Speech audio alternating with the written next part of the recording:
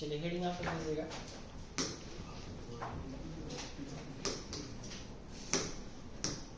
Stability of carbocations.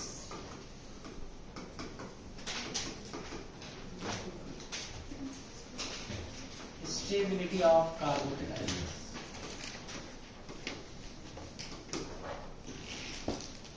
Carbocation की stability check करते हैं।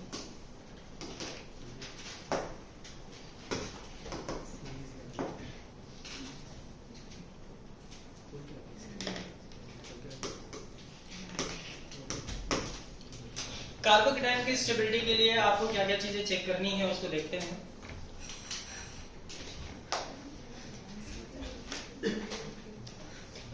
देखिए CH3 CH2 plus CH3 CH and CH3 plus और लिखते हैं CH3 CH3 and CH3 plus. अभी भी आप लोगों ने देखा कि इसमें सबसे ज्यादा स्टेबिलिटी किसकी है? टर्शियरी कार्बोकेटायन की। क्यों? क्योंकि वहां पे इन तीनों का प्लस आई इफेक्ट है और प्लस आई इफेक्ट इसके ऊपर निगेटिव क्रिएट करता है, चार्ज को कम कर देता है। लेकिन हम इसको हाइपर कॉन्जुगेशन से भी चेक कर सकते हैं। हाइपर कॉन्जुगेशन से चेक करेंगे तो आप बताइए यहाँ पे कितने अल्फा हाइड्रोजन दिख रहे हैं? 3। यहाँ पे कितने? 6। और यहाँ बताइए 9। अब बताइए तीनों में सबसे ज्यादा स्टेबिलिटी किसकी? टर्शियरी कार्बोकेटायन, उसके बाद सेकेंडरी, उसके बाद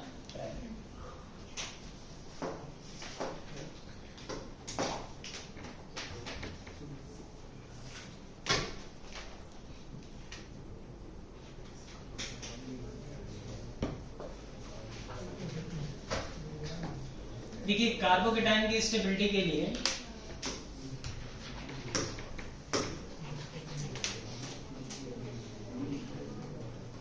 CH2 double bond CH and CH2 plus CH3 CH2 CH2 plus. अब देखिए कौन सा कार्बोकेटायन रेजोनेंस में इन्वॉल्व है? फर्स्ट वाला। अगर कोई कार्बोकेटायन रेजोनेंस में इन्वॉल्व है तो उस कार्बोकेटायन की स्टेबिलिटी उस कार्बोकेटायन से ज्यादा होती है जो रेजोनेंस में इन्वॉल्व नहीं होगा। नोट डाउन करिएगा।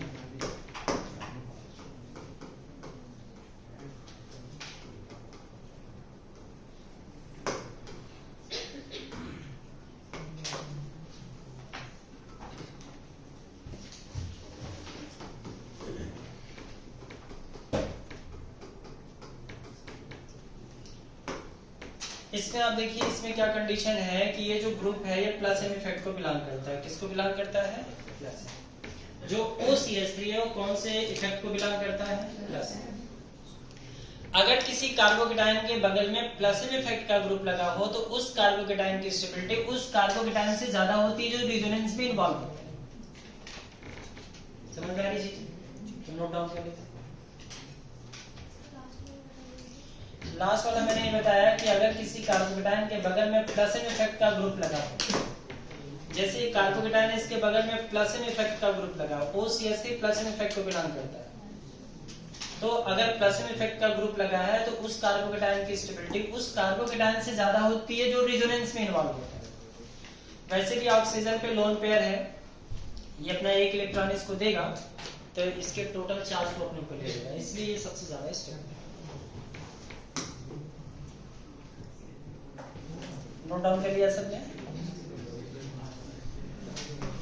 कार्बोकेटायन की स्टेबिलिटी के लिए सबसे लास्ट प्रायोरिटी बताइए हम किसको देते हैं?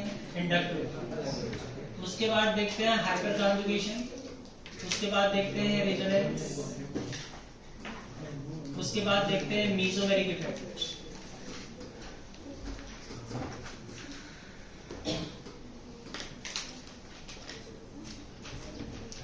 मतलब कार्बोकेटायन की स्टेबिलिटी के लिए हम क्या क्या चेक करते हैं? मेसोमेरिक इफेक्ट चेक करते हैं, रेजोनेंस चेक करते हैं, हाइपर कॉन्जुगेशन और इंडक्टिव इफेक्ट। तो जैसे यहाँ पर आप देख रहे हैं कि ये कार्बोकेटायन चूंकि रेजोनेंस में इन्वॉल्व है और ये कार्बोकेटायन रेजोनेंस में इन्वॉल्व नहीं है, तो इस कार्बोकेटायन की स्टेबिलिटी इस कार्बोकेटायन से ज्यादा होगी जो रेजोनेंस में इन्वॉल्व है। अगर किसी कार्बोकेटायन के बगल में प्लस एन इफेक्ट का ग्रुप लगा है तो उस कार्बोकेटायन की स्टेबिलिटी उस कार्बोकेटायन से ज्यादा होगी जो रेजोनेंस में इन्वॉल्व है। स्लाइड चेंज करें, आप लोग नोट कर लिया है, सबने लिख लिया है ना? क्वेश्चन देखते हैं।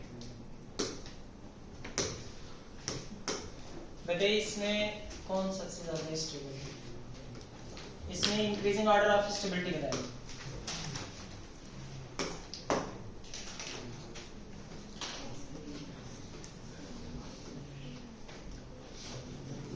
इन तीनों में कार्बोकेटाइन की स्टेबिलिटी का ऑर्डर बोलिए।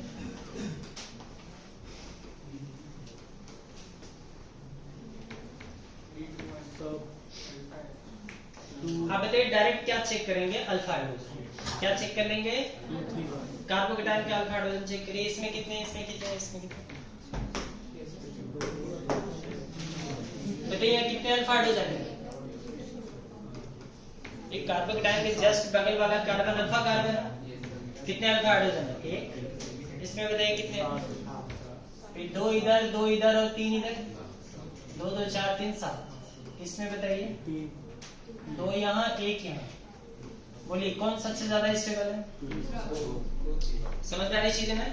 जहां अल्फा हाइड्रोजन सबसे ज्यादा होगा उस कार्बोकेटाइन की स्टेबिलिटी ज्यादा। तो बोलिए क्या ऑर्डर हो गया इसमें? दूसरा सबसे ज्यादा स्टेबल, उसके बाद तीसरा, उसके बाद लास्ट। समझ में आ गया सबको?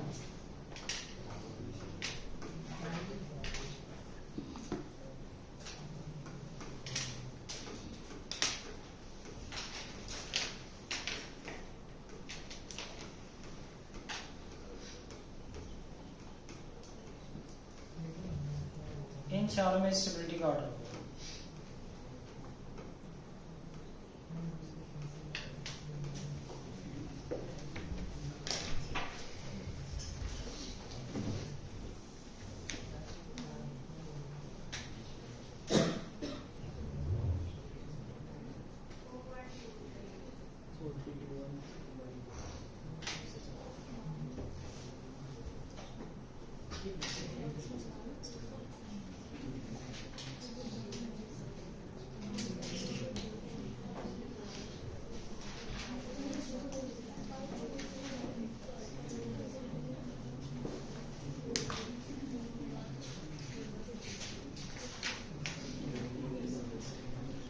कौन ज्यादा स्टेबल होगा?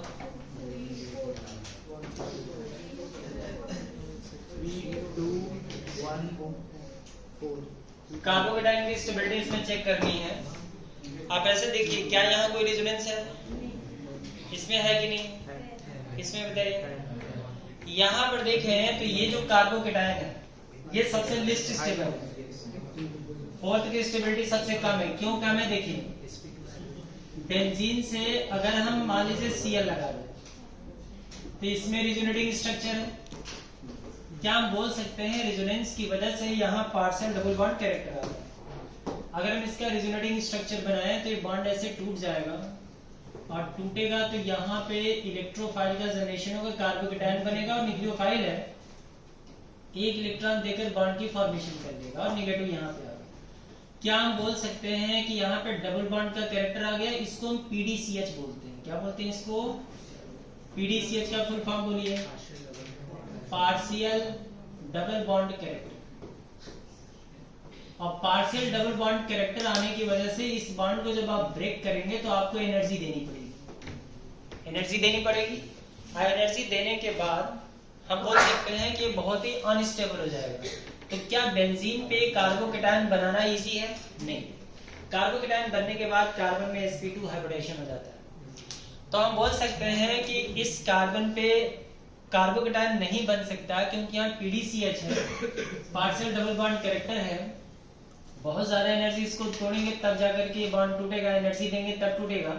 तो कार्बोकेटाइन इसके ऊपर हाईली अनस्टेबल है। तो सबसे लिस्ट स्टेबल कार्बोकेटाइन कौन सा होगा? फोर्थ वाला। इन तीनों में बताइए सबसे ज्यादा स्टेबल कौन है? थर्ड वाला। थर्ड के बाद सेकंड, उसके बाद नोट कर लीजिए।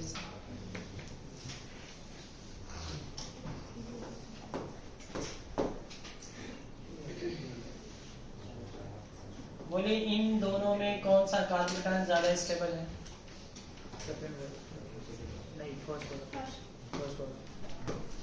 अल्फा हाइड्रोजन चेक करेंगे सीधे। पहले वाले में कितने अल्फा हाइड्रोजन है?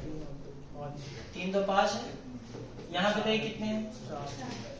जबकि दोनों सेकेंडरी कार्बोकेटाइन, दोनों कार्बोकेटाइन कैसा है? सेकेंडरी। लेकिन एक में अल्फा हाइड्रोजन 5 है और एक में 4 है, तो कौन ज्यादा स्टेबल हुआ?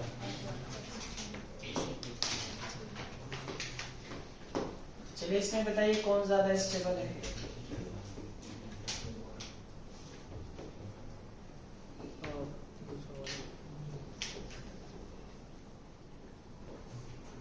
इसमें बोलिए ज्यादा स्टेबल कौन है?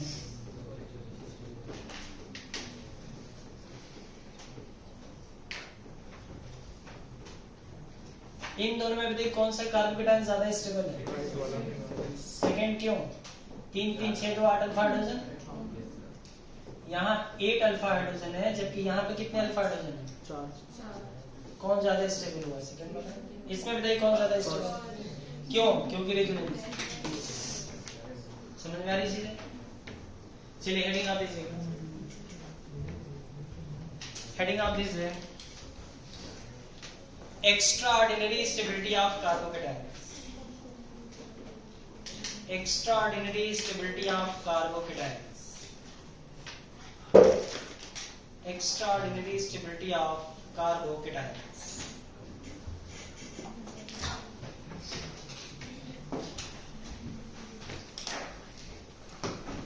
उसमें पहला लिखेंगे एरोमेटिक कार्बोकेटाइन्स।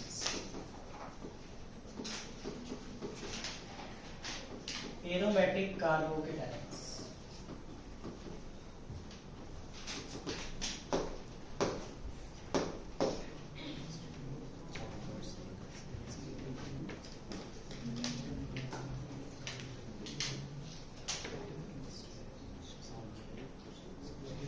चलिए आप बताइए इन चारों में सबसे ज्यादा स्टेबिलिटी किसकी?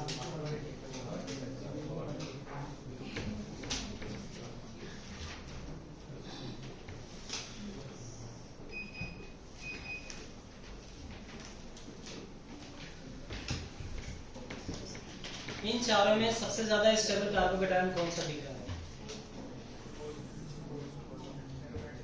और सबसे ज्यादा अनस्टेबल कार्बोकेटाइन कौन सा? आपको बताना है अनस्टेबल कार्बोकेटाइन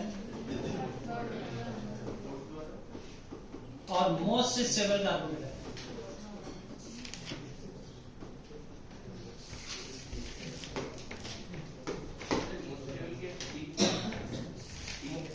थर्ड वाला मोस्ट स्टेबल है और लिस्ट स्टेबल फोर्थ वाला। फोर्थ वाला क्या है? लिस्ट स्टेबल या मोस्ट स्टेबल? और कोई?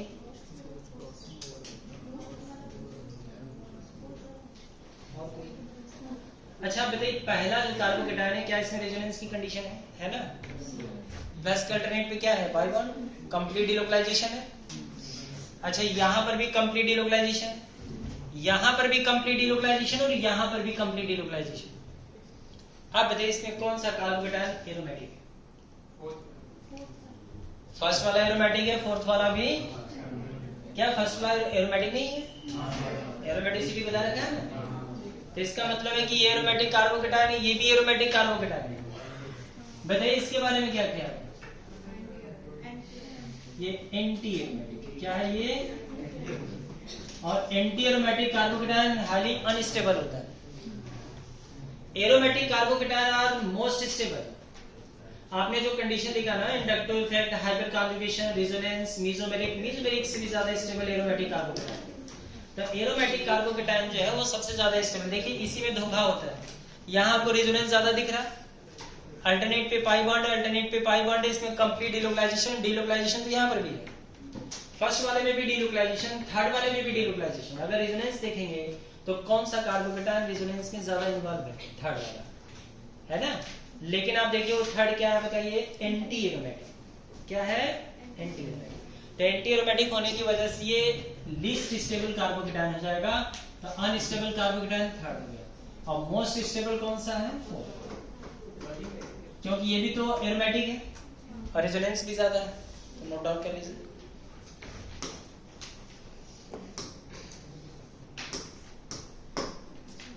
दूसरा लिखिएगा इसमें CpN+,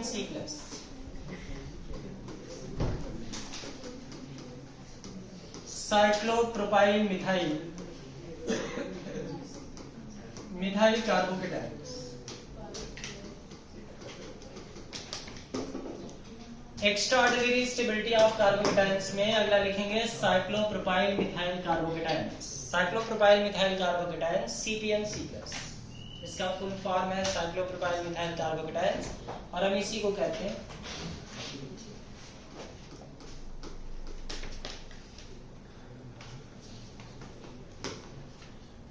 देखिए जो साइक्लोप्रोपाइल मिथाइल कार्बोकेटायन है, इसमें जो सिग्मा बॉन्ड है इसमें 2 इलेक्ट्रॉन्स है, यहाँ भी 2 इलेक्ट्रॉन्स है, और इस कार्बन के पास बताइए क्या प्रेजेंट है, वैकेंट ऑर्बिटल। क्या प्रेजेंट है, वैकेंट ऑर्बिटल। अब ये बिल्कुल स्ट्रक्चर ऐसे होता है, जैसे आप देखिए यहाँ पे ये साइक्लोप्रोपेन रिंग, मान लीजिए कि साइक्लोप्रोपेन रिंग है और यहाँ पे CH2 लगा है, CH2+ ऐसे लगा है। अब CH2+ लगा है तो ये बिल्कुल इस तरह से बेंड हो जाता है, ऐसे बेंड हो गया, और यहाँ पे जो शेयर्ड पेड इलेक्ट्रॉन्स है वो शेयर्ड पेड इलेक्ट्रॉन्स इस वैकेंट ऑर्बिटल में चले जाते हैं। क्या बोल सकते हैं कि शेयर्ड पेड इलेक्ट्रॉन इधर से भी इसको सपोर्ट मिल रहा है और इधर भी जो शेयर्ड पेड इलेक्ट्रॉन है उसका सपोर्ट मिल रहा है। उस कंडीशन में इस कार्बोकेटायन की स्टेबिलिटी सबसे ज्यादा हो जाती है। मतलब जितने भी कार्बोकेटायन्स होते हैं उसमें सबसे ज्यादा स्टेबल कार्बोकेटायन कौन सा होता है, CpN+। और इसकी स्टेबिलिटी कितनी ज्यादा है अगर आपको जानना हो तो यहां से जान सकते हैं। देखिए ये है CpN+। CpN++ की स्टेबिलिटी फिनाइल कार्बोकेटायन से भी ज्यादा होती है। ये है फिनाइल कार्बोकेटायन, जबकि आपको पता है फिनाइल कार्बोकेटायन में रेजोनेंस की कंडीशन है। फिनाइल कार्बोकेटायन में रेजोनेटिंग स्ट्रक्चर्स बनाएंगे तो इसके 5 रेजोनेटिंग स्ट्रक्चर्स बनेंगे, लेकिन इन दोनों में बताइए किसकी स्टेबिलिटी ज्यादा है, CpN+। तो CpN++ ज्यादा स्टेबल कार्बोकेटायन है, इसको बोलते हैं डाई-CpN। डाई-CpN ज्यादा स्टेबल है डाईफिनाइल कार्बोकेटायन से।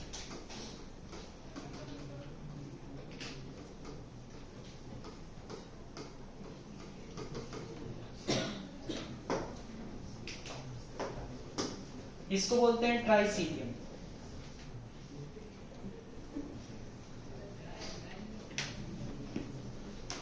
ट्राई-CpN की स्टेबिलिटी होती है ट्राईफिनाइल कार्बोकेटायन से ज्यादा होती है।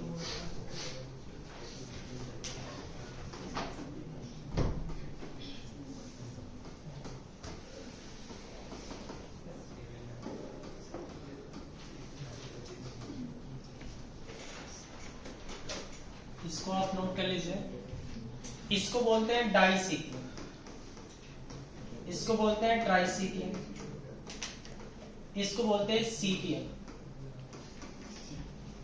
CpN++ का फुल फॉर्म है साइक्लोप्रोपाइल मिथाइल कार्बोकेटायन। डाई-CpN मतलब डाई साइक्लोप्रोपाइल मिथाइल कार्बोकेटायन। ट्राई-CpN मतलब try cyclopropyl methyl carbocation. Note कर लिया सबने?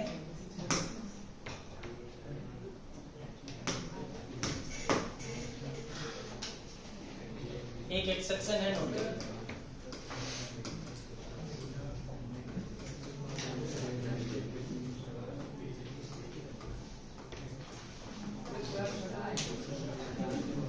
टाइम हो गया है ना, हमें पता है कि टाइम हो गया।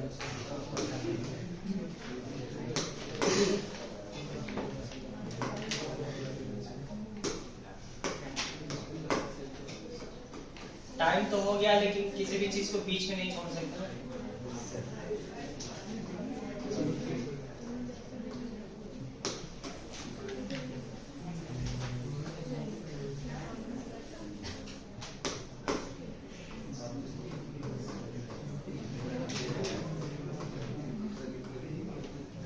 ये नोट डाउन कर लीजिएगा।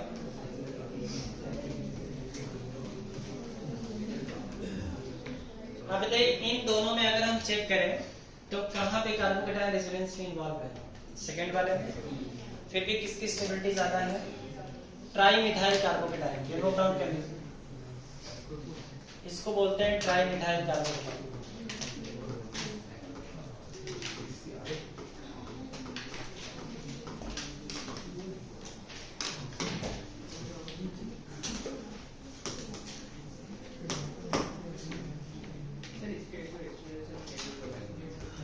ग्रुप है, यहाँ पे 9 अल्फा हाइड्रोजन है, 9 अल्फा हाइड्रोजन यहाँ हाइपर कॉन्जुगेशन डोमिनेंट हो जाएगा।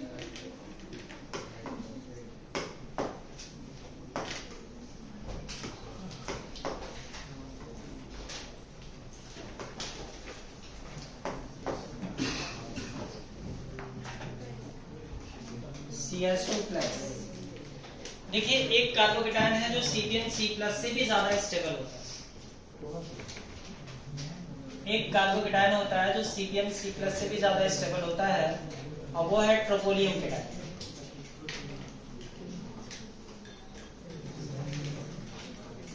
ये नोट करिए, इसको बोलते हैं ट्रोपोलियम केटायन।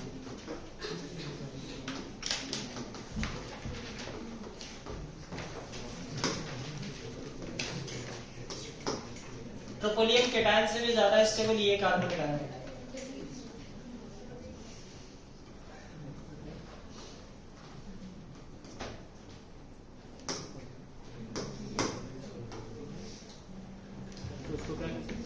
किसको? Try isopropyl. ये क्या है? आइसोप्रोपाइल है।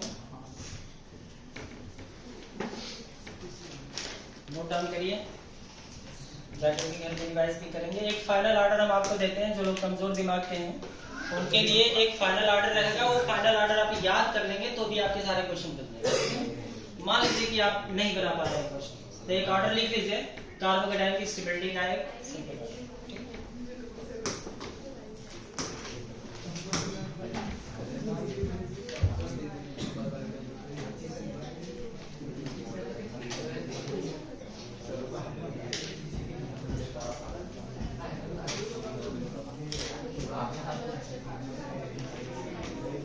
देखिएगा,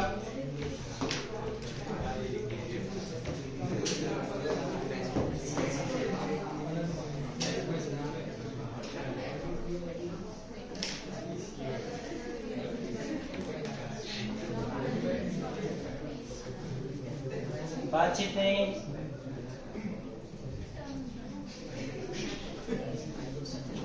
पीएच का मतलब फिनाइल होता है। पीएच का मतलब क्या है बताइए? फिनाइल। नोट डाउन करिए इसे।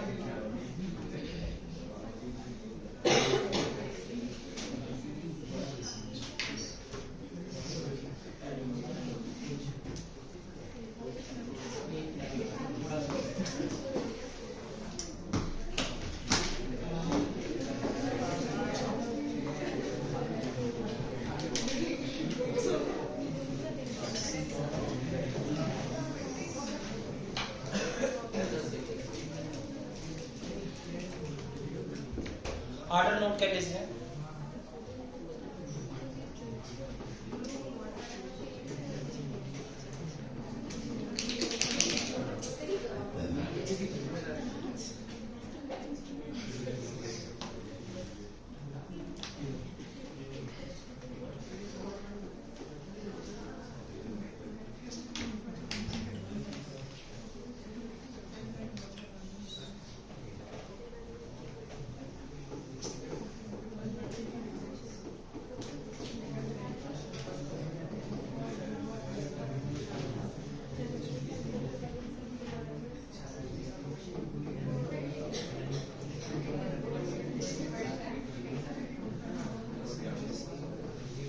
देखिए ये जो ऑर्डर है इसमें एरोमेटिक कार्बोकेटायन और साथ में CpN+C+ इंक्लूड नहीं है। मैंने आपसे क्या बोला कि कहीं भी कार्बोकेटायन की स्टेबिलिटी का अगर क्वेश्चन हो तो उसमें आप सबसे पहले ये चेक करेंगे कि क्या कहीं CpN+C+ तो नहीं है। अगर CpN+C+ है तो वो सबसे ज्यादा स्टेबल होगा। फिर आप क्या चेक कर लेंगे? Aromatic carbocation. एरोमेटिक कार्बोकेटायन के बाद तब आप ये चेक करेंगे। समझ में आ रही चीज है? तो इस ऑर्डर में CpN+C+ और एरोमेटिक कार्बोकेटायन इंक्लूड नहीं किया गया है। बाकी इस ऑर्डर को नेक्स्ट टाइम याद करके आप आइएगा, ठीक है ना।